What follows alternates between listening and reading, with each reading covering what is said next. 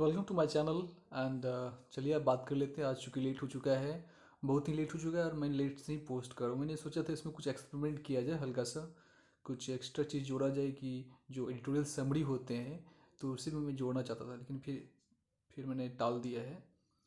तो चलते हैं, स्टार्ट करते हैं। आज मूव मूव कर देखिए, यहाँ पे जो एडिटोरियल बात हो रही है, आज अमेरिका हुआ, चाइना हुआ, रशिया हुआ, तो ये एक न्यूक्लियर टेस्ट जब कंडक्ट कर रहे थे तो इसको बेंड करने के बारे में CTBT comprehensive nuclear test ban treaty के बारे में बात हो रही थी, उससे रिलेटेड आर्टिकल है। तो यहाँ पर मूव का अर्थ हो गया स्टेप या मेजर्स, किस प्रकार से मूव लिए जा रहे हैं, what kind of move have been taken.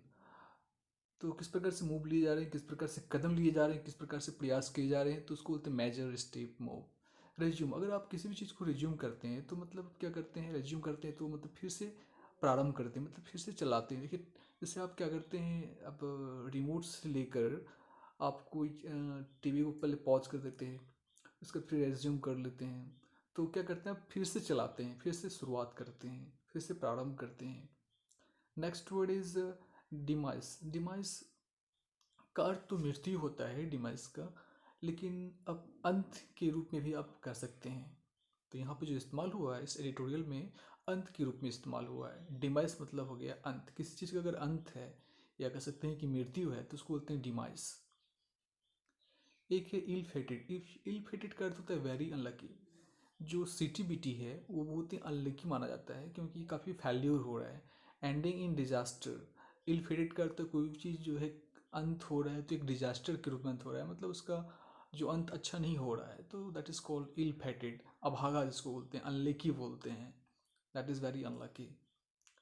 Next word is adherence. Adherence का अर्थ है निष्ठा। आप किसी चीज़ के प्रति अगर निष्ठा रखते हैं, देखिए एडहेरेंस के साथ मैंने प्रेपोजिशन टू का इस्तेमाल किया है। एडहेरेंस के साथ टू होता है, एडेयर के साथ टू होता है, ये हमारा जो है नाउन फॉर्म है एडेयर टू। और इसका अर्थ है निष्ठा। आप किसी भी चीज़ के प्रति निष्ठा रखते हैं, अगर अपने संविधान के प्रति निष्ठा रखते हैं, that means you have strict adherence to your constitution, to the constitution of India. आपने संविधान के प्रति एक निष्ठा है आपकी, तो इसका अर्थ है कि आपका जो एडहेरेंस है टू योर कॉन्स्टिट्यूशन, तो वो निष्ठा कहलाता है। या अगर आपका जो ट्रेडिशनल वैल्यूज़ है, ट्रेडिशनल वैल्यूज़ मतलब आपकी जो परंपरा है उसके प्रति आप एक अच्छी क्या करते हैं, निष्ठा रखते हैं, दिल में सम्मान रखते हैं, एक समर्थन रखते हैं, that is called adherence to your traditional values. तो इसको और दूसरे तरीके से किया गया, the act of doing what is required by और रूल्स बिलीफ। तो कहा जा रहा है कि ये जो चीज़ मांग हो रही है, जिस चीज़ की मांग हो रही है उसके अनुसार आप काम कर रहे हैं, तो वो आपकी क्या कहलाएगी, एडहेरेंस कहलाएगी, निष्ठा कहलाएगी। ये एडहेरेंस टू का अर्थ होता है लगाव, भी कह सकते हैं। आप किसी चीज़ के प्रति लगाव है तो आप कह सकते हैं एडहेरेंस टू। देखिए, कंप्लाई के साथ प्रेपोजिशन विद लगता है, तो ध्यान देने वाली बात है। अब किसी चीज़ के बारे में पालन करने की बात हो रही है, अनुरूपता की बात हो रही है। पालन किसको बोलते हैं कि देखिए, एक पालन होता है, एक अनुपालन होता है। जब अनु प्रत्यय लगाते हैं, जो पहले प्रीफिक्स लगाते हैं, तो पालन पालन करना मतलब किसी चीज़ का आप क्या कर रहे हैं, ऑबे कर रहे हैं। तो अगर उसके बाद अनु लग गया तो थोड़ा सा स्टैंडर्ड जो होता है उसका बढ़ जाता है। खास करके ये एक फॉर्मल वर्ड है। एक वर्ड होता है, एक कोई भी चीज़ होता है ना, एक फॉर्मल होता है, एक इनफॉर्मल होता है। फॉर्मल वर्ड्स उसको बोलते हैं जो कि एक ऑफिशियली यूज़ होता है, और इनफॉर्मल मतलब फ्रेंड के साथ बात करते हैं। एक वर्ड आता है ना, यस, या जो होता है YEAH, या जो है informal way of saying yes. अगर कोई भी चीज़ यस करना चाहते हैं, हाँ में ये देना चाहते हैं, तो या जो है वो इनफॉर्मल है और yes that is a formal. तो कुछ भी चीज़ को कहने के लिए फॉर्मल इनफॉर्मल होता है। फॉर्मल का अर्थ होता है कि एक ऑफिशियली आप कुछ कह रहे हो, और इनफॉर्मल का होता है कि ऑफिशियली नहीं। जैसे मान लेते हैं कुछ नेता के बीच बात हो रहा है, एक देश दूसरे देश के बीच बात होगा, एक फॉर्मली बात होगा। फॉर्मली मतलब ये मेंटेन होगा डायरी। अगर इनफॉर्मली बात कर रहे हैं तो वो रिकॉर्ड में नहीं रहेगा। तो इनफॉर्मली मतलब एक दोस्ताना जो होता है, अनौपचारिकता जिसको बोलते हैं। तो कॉम्प्लायंस विद का अर्थ होता है अनुपालन करना। आप किसी चीज़ के प्रति पालन कर रहे हैं, उसका अनुपालन कर रहे हैं, तो उसको बोलते हैं कॉम्प्लायंस। और इसके साथ प्रेपोजिशन जो होता है विथ का इस्तेमाल होता है। तो इन कॉम्प्लायंस विथ रूल्स, आप कोई रूल्स का पालन करते हैं, नियम का पालन करते हैं, रूल्स एंड रेगुलेशंस का पालन करते हैं।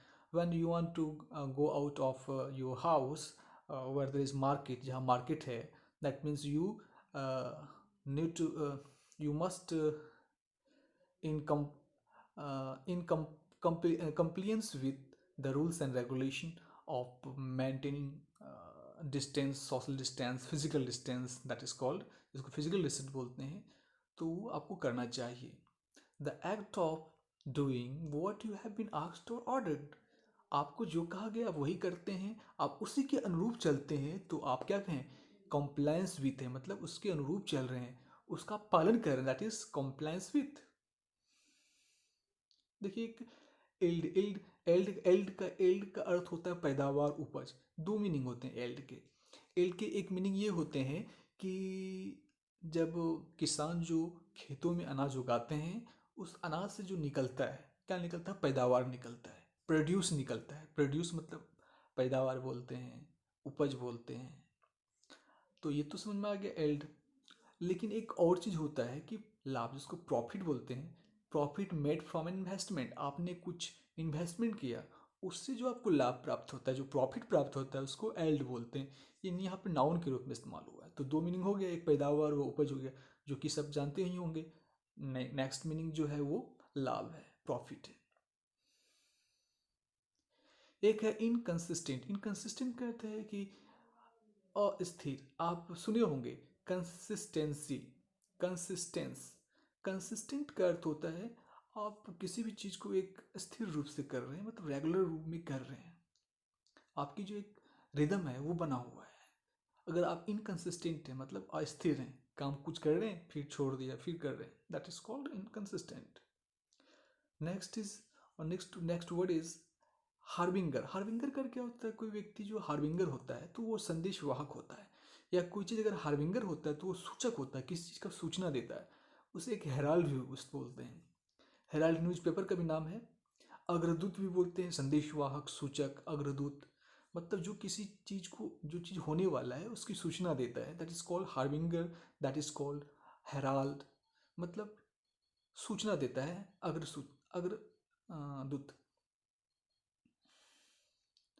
अगर आप कोई भी चीज़ को आप कर्व करना चाहते हैं, तो आप उसको नियंत्रित करना चाहते हैं, जैसे कोरोना वायरस है, तो उसको अगर कर्व करना चाहते हैं तो आपको क्या करोगे, you need to curve corona virus pandemic access. Is there any access to that place. क्या कोई जगह पर if you want to go to somewhere, आप कहीं जाना चाहते हो, that means you have to access to that place. आपको उस जगह तक पहुंचने के लिए, उस जगह तक जाने के लिए आपको क्या एक पहुंच होनी चाहिए, एक्सेस होनी चाहिए।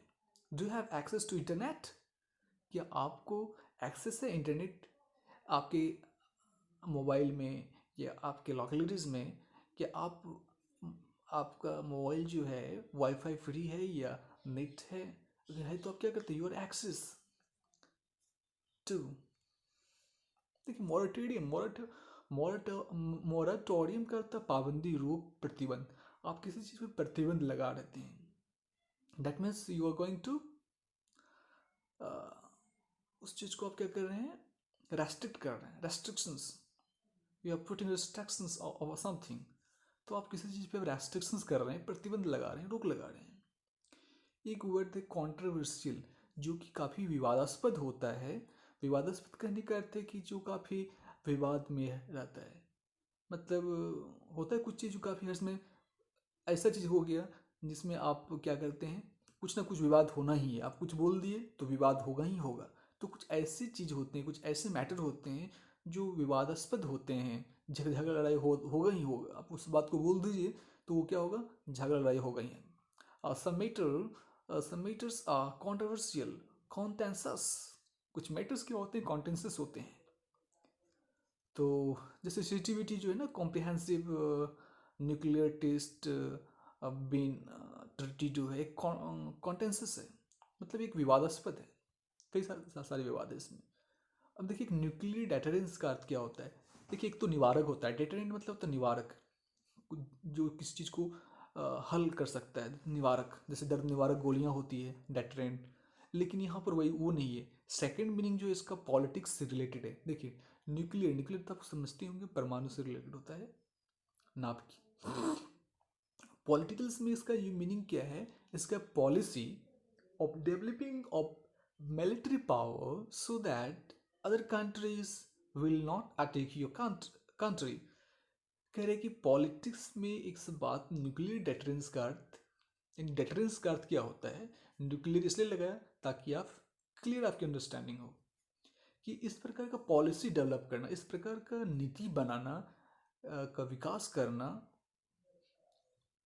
The policy of developing a lot of military power, मतलब ऐसा नीति जिसमें हम क्या करते हैं, हम मिलिट्री पावर को स्ट्रॉन्ग करते हैं ताकि अदर कंट्री हम पर अटैक नहीं करे। तो इस पॉलिसी को बोलते हैं डेटरेंस। अगर न्यूक्लियर डेटरेंस है तो हम क्या कर रहे हैं कि हम अपने न्यूक्लियर पावर को मजबूत कर रहे हैं। तो डेटरेंस का अर्थ होता है कि एक ऐसा पावर, एक ऐसा पॉलिसी जिसमें हम अपने मिलिट्री पावर को स्ट्रॉन्ग कर रहे हैं, डेवलप कर रहे हैं। थ्रेशोल्ड, थ्रेशोल्ड का अर्थ होता है दहलीज, द्वार, सीमा। और इसका मीनिंग तो याद नहीं हो रहा है, पता नहीं है कि किस प्रकार से इसमें इस्तेमाल हुआ है, एडिटोरियल में याद नहीं आ रहा है। तो थ्रेशोल्ड का अर्थ होता है दहलीज। दहलीज कहने का अर्थ है कि आपके द्वार का जो सीमा होता है उसको दहलीज बोलते हैं ना। एक गाना भी था, दहलीज टाइप का गाना था, एक नया गाना। तो तो आपका दहलीज होता है, कहा जाता है ना, दहलीज से कदम नहीं रखना है, मतलब आपकी जो घर की सीमाएं हैं उस दहलीज से कदम नहीं रखना है, द्वार से कदम नहीं रखना है, सीमा से कदम नहीं होता है, दैट इज थ्रेशोल्ड। और थ्रेशोल्ड तो एक केमिस्ट्री और फिजिक्स में भी इस्तेमाल होता है इसका। when you come up with the idea, that means you are going to suggest some ideas। देखिए, come up with एक फ्रेजल वर्ब है, come up with। मैंने आइडिया इसलिए लगा दिया क्योंकि इस जब भी ये होता है इस्तेमाल तो आइडियाज़ के ही बारे में होता है। मतलब कहता है कि टू सजेस्ट, आप सुझाव दीजिए। सुझाव क्या देने के बारे में होता है, आइडियाज सुझाव दीजिए, कुछ युक्ति सुझाव दीजिए, कुछ ट्रिक्स, कुछ सॉल्यूशन वगैरह, एनीथिंग लाइक दिस। तो come up with the ideas कहने का अर्थ है कुछ चीज़ का आप सुझाव दीजिए, सजेशन दीजिए, to give suggestion, to suggest. तो come up with the ideas. देखिए, एक बहुत ही इंपॉर्टेंट वर्ड है नेवरदीलेस, और मुझे भी काफ़ी प्रॉब्लम होता है। आज मैंने इसका एक कुछ कुछ ऐसे वर्ड्स हैं जिसको आप बचपन से भी पढ़ेंगे तो भी आप बार बार भूलेंगे। तो उनमें से एक नेवरदीलेस आता है। तो नेवरदीलेस का अर्थ क्या है कि इन स्पाइट ऑफ दैट, मतलब इसके बावजूद, फिर भी, तब भी। जिसका अर्थ हाउएवर भी होता है, मतलब ऐसा होने के बावजूद, इन स्पाइट ऑफ दैट। मैंने ये वर्ड आज ही देखा, नहीं तो और समय मैंने फिर भी, तब भी तो याद कर लेता था, लेकिन समझ में थोड़ा सा कभी होता है ना, कुछ वर्ड्स के जो प्रैक्टिकल यूज जो है ना वो समझ में आपको नहीं आते हैं। आप समझ लेते हैं अच्छा इसका अर्थ ये होता है, तब जब प्रैक्टिकल यूज जो होते हैं, जैसे एक वर्ड है, एक सन है, और एक जिसका अर्थ है अवॉइड करना। तो कुछ ऐसे मीनिंग है जिससे उसके अगर हम सिनोनिम्स को अगर हम जान लेते हैं तो हो सकता है कि उस मीनिंग को, उस वर्ड को इस्तेमाल सही तरीके से समझ में नहीं आ रहा है, लेकिन उसके अगर सिनोनिम्स आ जाता है तो हम समझ लेते हैं। तो नेवरदीलेस का अर्थ इन स्पाइट ऑफ दैट, इसके बावजूद, ये होने के बावजूद, in spite of what has been just in seat, मतलब जो चीज़ कहा गया उसके बावजूद, इसके होने के बाद भी। तो नेवरदीलेस, हाउएवर, तब भी, फिर भी, ऐसा होने पर भी। रेफरेंट फ्रॉम, देखिए रेफरेंट का अर्थ होता है अवॉइड। रेफरेंट के साथ फ्रॉम का इस्तेमाल होता है, फ्रॉम प्रेपोजिशन का इस्तेमाल होता है, और अवॉइड के साथ प्रेपोजिशन नहीं इस्तेमाल होता है। आप किसी चीज़ से दूर भाग रहे हैं, आप किसी चीज़ से बचना चाहते हैं, आप किसी चीज़ में इंडल्ज नहीं होना चाह रहे हैं। इंडल्ज मतलब किसी चीज़ में, मतलब ये हो जाना। तो बचना चाहते हैं, दूर रहना चाहते हैं, तो आप उसके रेफरेंट करते हैं। आप अल्कोहल से रेफरेंट होना चाहते हैं, ड्रिंकिंग से रेफरेंट होना चाहते हैं, तो you that means you referent from drinking, avoiding drinking. आप ड्रिंकिंग को अवॉइड कर रहे हो, रेफरेंट कर रहे हो। और शायद लास्ट वर्ड है, तो 15 मिनट हो गया। आर्सेनल, आर्सेनल का अर्थ क्या होता है कि शास्त्रागार, a place where some lot of weapons are uh, kept। जहाँ पर कई सारे जो वेपन्स होते हैं वो रखे जाते हैं, उसको बोलते हैं शास्त्रागार। प्रिवेल अपॉन का अर्थ कोई भी चीज़ जो होता है आप प्रचलित है, that means something prevail, मतलब कोई चीज़ प्रचलित है तो उसको बोलते हैं प्रिवेल अपॉन। एक होता है जीत लेना भी होता है। रेटिफाई द ट्रीटी, और कोई ट्रीटी है, कोई संधि है, आप उस पर क्या करते हैं, आप उसको रेटिफाई करते हैं। इसका अर्थ क्या है, आप उसकी पुष्टि करते हैं by signature. You want to going to make an agreement by signing them by writing signature below that some document। तो उसमें क्या है, रेटिफाई द ट्रीटी करते हैं, पुष्टि करते हैं, अभी पुष्टि करते हैं, समर्थन देते हैं अपना। और दो वर्ड हैं, पहला है इम्बार्क ऑन अ प्लान, रिजेम्पशन। देखिए इम्बार्क ऑन एक फ्रेज है, मैंने एक प्लान लगा दिया ताकि समझ में अच्छी तरह जाए, क्योंकि कुछ वर्ड्स जब लिंक कर लेते हैं ना तो बेटर आपको समझ में आता है, आपकी अंडरस्टैंडिंग जो है बेटर होता है, आपको कुछ भूलता नहीं है। कुछ ऐसे वर्ड होते हैं जिसके साथ ये लगता है ना, अच्छा इसी के साथ ये ही इस्तेमाल होगा, खास करके जब प्रेपोजिशन की बात होती है ना, तो हमारा अंडरस्टैंडिंग जब हमारा बहुत ही प्रैक्टिस होता है तो सोचता है अच्छा ये जो प्रेपोजिशन है इसके अंदर यही स्टार्ट होने वाला है, यही लगने वाला है। तो इम्बार्क ऑन अ प्लान, किसी चीज़ की शुरुआत करना, आप किसी चीज़ को शुरुआत करने जा रहे हैं, you are going to start something, that means you are going to plan, embark on a plan. आप किसी चीज़ को इम्बार्क ऑन करना चाह रहे हैं, एक प्लान को इम्बार्क ऑन करना चाह रहे हैं, मतलब शुरुआत करना चाहते हैं, स्टार्ट करना चाहते हैं। रिजम्पशन का अर्थ पुनरारंभ, मतलब फिर से आरंभ करना। The act of resume anything, किसी भी चीज़ को रिज्यूमिंग करना, फिर से स्टार्ट करने की जो एक प्रोसेस है, सॉरी स्टेट है, एक्ट है, उसको बोलते हैं रिजम्पशन। तो थैंक यू।